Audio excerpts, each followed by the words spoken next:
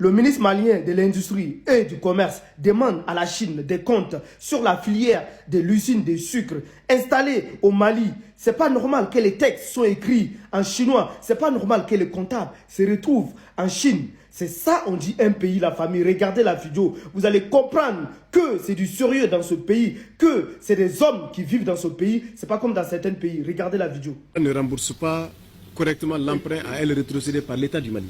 N'Soukala ne paye pas correctement sa dette sociale.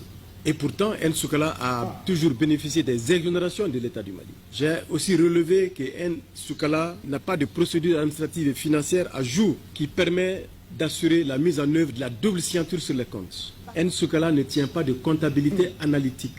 Alors tout cela s'est traduit par une absence de transparence dans la gestion de N'Soukala. Il y a des détournements à N'Soukala que nous n'arrivons pas à nous expliquer. Si je prends l'exemple de l'exercice 2022, sur un chiffre d'affaires de 32 milliards de francs CFA, N'Soukala a dépensé 21 milliards dans les consommations intermédiaires.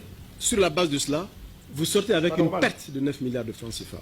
Cela est anachronique et ne se justifie pas, ce qui est un signe de très mauvaise gestion. Vous avez des fonds propres négatifs de 32 milliards en 2020, de 43 milliards en 2021, et 52 milliards en 2022. Nous ne pouvons pas assurer la traçabilité des écritures comptables parce que le directeur financier est chinois, parce que la comptabilité est tenue en chinois.